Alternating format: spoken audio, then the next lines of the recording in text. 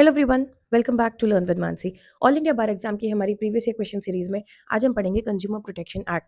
ये लेक्चर पूरा जरूर देखना क्योंकि इसमें 1986 एक्ट के क्वेश्चन भी बाद में 2019 में जो अपडेटेड वर्जन है उसके भी हम दोनों क्वेश्चंस कवर करेंगे क्योंकि हमारा पर्पस है ये सीखना कि बेयर एक्ट को यूज करके आप क्वेश्चन कैसे सॉल्व करोगे। ठीक है, सेम क्वेश्चन जो 86 के कॉन्टेक्स्ट में आया था वो आपसे अगर आप 19 के कॉन्टेक्स्ट में पूछ लिया जाए तो आप उसे कैसे आंसर करेंगे और उसका आंसर क्या होगा, हमने दोनों को कवर किया हुआ है। ठीक है, छोटी सी वीडियो होगी, इससे एक या दो क्वेश्चंस आ जाते हैं। तो चलो आगे बढ़ते हैं।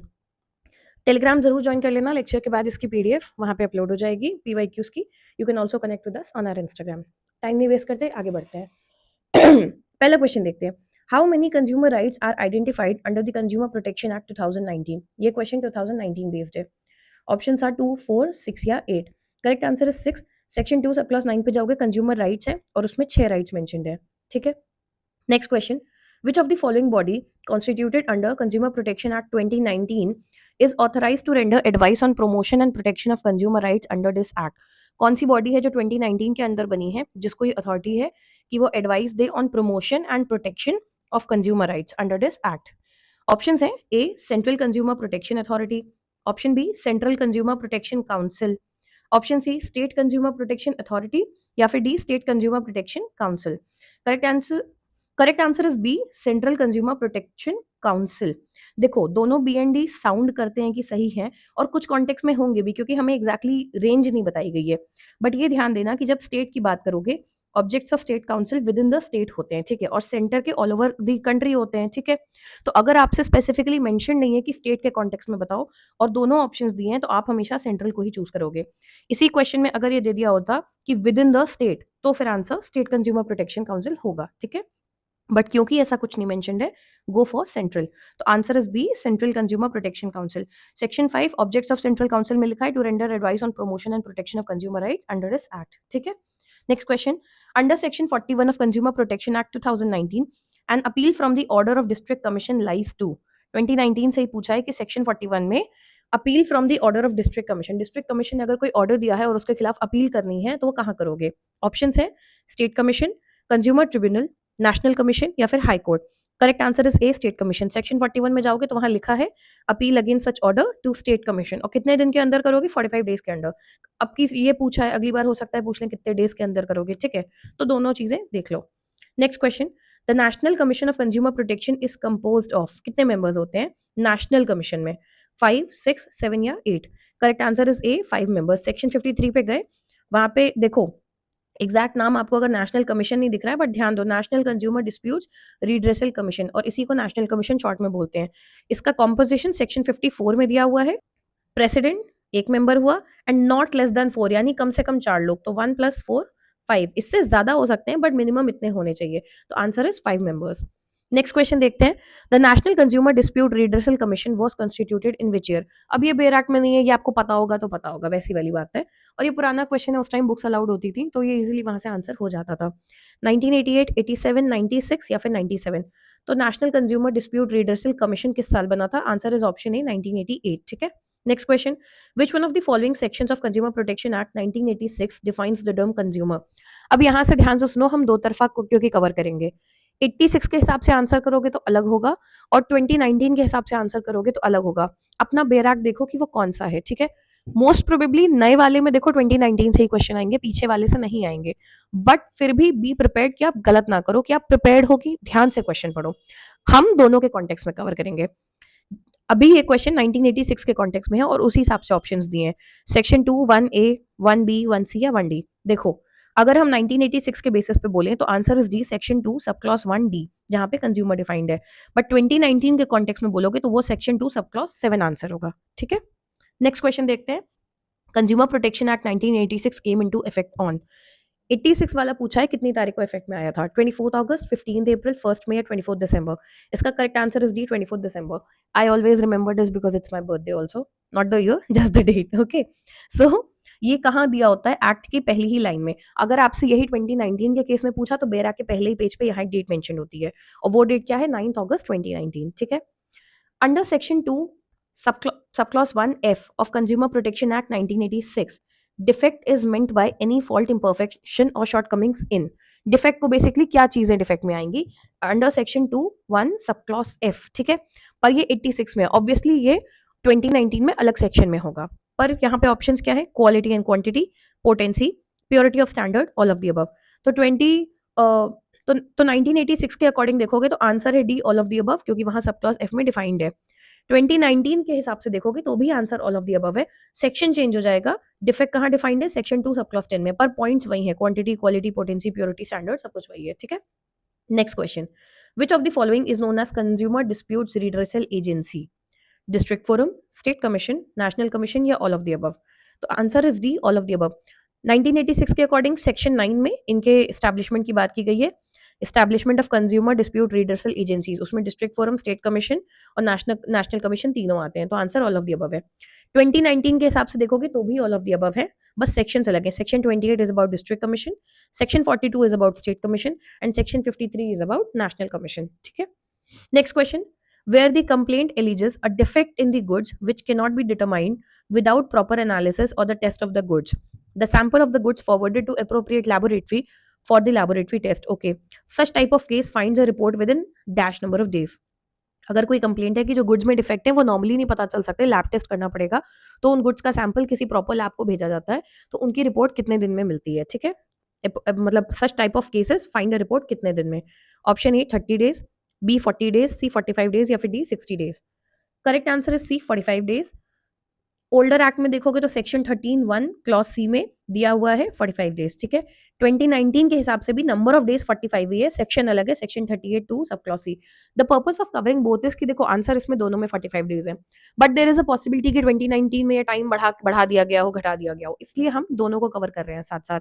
सेम टाइम मान लो ये क्वेश्चन रिवर्स हो जाए कि ऐसा ऐसा होगा इतने नंबर ऑफ डेज में, ये किस सेक्शन में लिखा है, तो ओल्डर एक्ट के अकॉर्डिंग आंसर ये होगा, बट न्यू एक्ट के अकॉर्डिंग आंसर ये होगा। वी आर कवरिंग बोथ कि आपसे जो भी पूछा जाए, मोस्ट प्रोबेबली 19 ही पूछेंगे अब, but I am still covering कि कुछ भी पूछे तो आपको पता हो, ठीक है।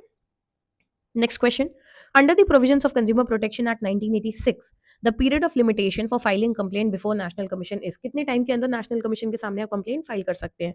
Option A 1 year from the date on which cause of action has arise, जिस दिन इशू हुआ है उसके 1 साल के अंदर। Option B 2 years, option C 3 years या option D 4 years। Correct answer is B 2 years। Section 24A limitation period बताता है, जहां पे लिखा है डिस्ट्रिक्ट, स्टेट या नेशनल कोई भी हो, 2 साल के अंदर करनी होगी complaint. According to 2019 version section 69 हमें लिमिटेशन पीरियड बताता है और टाइम 2 साल ही है, ठीक है। Next question, spurious goods under the provisions of consumer protection act 1986 imply, spurious goods किन्हें कहते हैं? ऑप्शंस है such goods and services which are of poor quality, option B such goods and services which are claimed to be genuine but they are actually not so, option C such goods and services which might be stolen in nature, या फिर option D such goods and services which are not usable in nature. Correct answer is B claim to be genuine but are actually not so. तो मैंने old acts में नहीं cover किया है, 2019 के according ये कहाँ दिया है, सेक्शन 2 सब क्लॉज 43 में। Spurious goods means goods which are falsely claim to be genuine. Definition दोनों में सेम है, मैंने 86 का यहाँ पे सेक्शन बस कवर नहीं किया है। Next question, according to Consumer Protection Act 1986, what is the limitation period applicable to the 3 forums for entertaining a complaint? ये हमने अभी सॉल्व किया था, 2 years, 3 years, 5 years, none. Correct answer is 2 years, we just covered it, देखो repeat हुआ है, तो अगली बार भी इस बार भी रिपीट हो सकता है, बस आपसे सिर्फ 2019 में पूछेंगे, तो आप आंसर ढूंढने कहाँ जाओगे, सेक्शन 69 में, वहां पे लिखा होगा। Next question, as per the act 1986 वाला, any person aggrieved by an order of district forum may prefer an appeal to state commission within a period of dash from the date of order। अब देखो पहले हमसे पूछा था पिछले सालों में कि अपील करने जाओगे कहाँ, अगली बार क्या पूछ लिया, कितने दिन के अंदर जाओगे, तो यही टॉपिक सेम होते हैं, थोड़ा सा क्वेश्चन बदल जाता है। ऑप्शन ए डिस्ट्रिक्ट कमीशन के पास 30 डेज के अंदर, ऑप्शन बी स्टेट फोरम के पास 30 डेज के अंदर, option C state tribunal 30 days, option D state commission 60 days. Correct answer है स्टेट फोरम 30 डेज, ठीक है।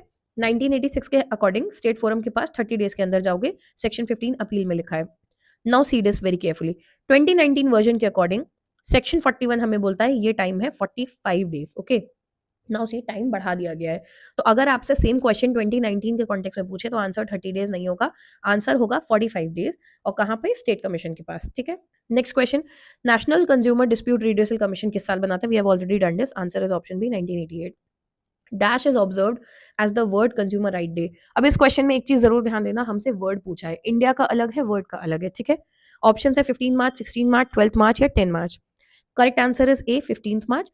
इंडिया के कॉन्टेक्स्ट में पूछेंगे तो जिस दिन एक्ट बना था, जो भी मैंने बताया था, इट्स 24 दिसंबर। ठीक है, तो अगर इंडिया में पूछा है कंज्यूमर राइट्स डे, इट्स 24 दिसंबर, और अगर वर्ल्ड पूछा है तो 15 मार्च। ठीक है, next question. According to Consumer Protection Act, the National Commission shall have jurisdiction over complaints where the value of the goods or services and compensation, if any, claimed exceeds. According to the Act, जो national commission है उसका jurisdiction पे question आया है, तो अब आप bare act में क्या सर्च करोगे इंडेक्स में? नेशनल कमीशन के jurisdiction से रिलेटेड हुआ सेक्शन। ठीक है, उन कंप्लेंट्स के ऊपर जहां पे वैल्यू ऑफ गुड्स या सर्विसेज या जो भी कॉम्पेंसेशन है किससे ज्यादा होनी चाहिए, exceeds what? Option A 2 lakhs, B 10 lakhs, C 20 या डी 50 lakhs। देखो 1986 version, answer is option C 20 lakhs। उनका सेक्शन 21 हमें अमाउंट बताता है। 2019 के वर्जन के अकॉर्डिंग सेक्शन 58 हमें बताता है ज्यूरिसडिक्शन ऑफ नेशनल कमीशन, और ये अमाउंट हो चुका है 10 करोड़। ठीक है, तो अमाउंट अलग है। ये क्वेश्चन अगर 2019 के कॉन्टेक्स्ट में पूछा जाता तो यहाँ ऑप्शन करोड़ में होते। ठीक है, और आपको उसमें से 10 करोड़ चूज करना होता। Next question. Definition of complainant is described in Consumer Protection Act under which section? Section 21B, Section 20, 21, none of the above. एक फैक्टर यहाँ पे पॉइंट आउट कर दूं, बहुत बच्चे गलती करते हैं। कंप्लेंट और कंप्लेनेंट दो अलग वर्ड्स हैं, इसको कंप्लेंट समझ के कुछ और मार्क मत कर देना। इन्होंने तो ऑप्शंस ऐसे मिक्स दिए हैं, बट मान लो इसी में एक ऑप्शन आपको कंप्लेंट का दे दिया होता 21 समथिंग एल्स, तो आपके गलत करने के चांस बढ़ जाते हैं। तो बहुत ध्यान से पढ़ना कि क्या पूछा है। ठीक है, 86 के according answer is section 21B। 2019 के अकॉर्डिंग आंसर इज सेक्शन 25, सब क्लास 5। देखो 5 में कंप्लेनेंट बताया है हमें। ठीक है, कंप्लेंट अलग है, कंप्लेनेंट अलग है। Next question, complaint. देखो अब कंप्लेंट पे क्वेश्चन आया है। Complaint means allegation in writing made by a complainant that. अब समझे, कंप्लेनेंट वो है जो कंप्लेन करता है, और कंप्लेंट वो शिकायत को कहते हैं। ठीक है, तो complaint means allegation in writing made by a complainant that. Option A, क्या कंप्लेंट को कहते हैं? An unfair trade practice or restrictive trade practice has been adopted by the traders or service provider. कुछ अनफेयर ट्रेड प्रैक्टिस हो रही है या restrictive हो रही है। Option B, the goods bought by him or agreed to be bought by him suffer from one or more defects. जो भी गुड्स उसने खरीदे हैं उसमें कुछ डिफेक्ट्स हैं। Option C, trader or the service provider as the case may be has charged for the goods or for the service mentioned in the complaint a price in excess of the price. Excess पैसे मांग रहे हैं same service के। या फिर option D, all of the above.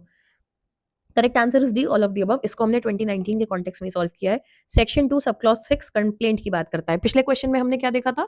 Section 2 sub clause 5 complainant बताता है, और सेक्शन 2 सब क्लॉज 6 कंप्लेंट के बारे में बताता है, और उसमें जो जो चीजें मेंशन्ड है कंप्लेंट में, हमारे सारे ऑप्शंस यहाँ पे देखो कवर होते हैं। ठीक है, तो answer is all of the above. Next question देखते हैं। The national consumer disputes redressal commission under consumer protection act 2019, देखो अभी 2019 का क्वेश्चन है, shall have the jurisdiction to complaints where the value of the goods or services paid as consideration exceeds. See, this is what I was talking about. Same question जब पहले आया 86 के context में पूछा गया, तो ये अमाउंट्स अलग थे, क्वेश्चन सेम था। कुछ साल बाद जब 2019 के बेसिस पे क्वेश्चन पूछा, सेम क्वेश्चन रिपीट किया उन्होंने, अमाउंट्स बदल दिए। इसलिए हम प्रीवियस ईयर क्वेश्चंस लगाते हैं कि जो रिपीट है उनमें हमें फायदा होता है। भले एक्ट चेंज हो गया है, but type of question can remain the same. This stand same for CrPC, evidence everyone, जहां पे भी नए एक्ट्स आ गए हैं। क्वेश्चन सेम हो सकता है, सेक्शन ही तो चेंज हो जाएगा, है ना, या अंदर का कुछ कंटेंट ऊपर नीचे हो जाएगा, जैसे हमने कहीं देखा टाइम चेंज हो गया है। तो वो आपको आंसर ढूंढना आना चाहिए, किताब चाहे कोई भी हो। ठीक है, ऑप्शंस 1 करोड़, 10 करोड़, 50 या 100, हमने अभी पढ़ा था। Answer is option B 10 crore. ठीक है, ये मेंशन्ड है।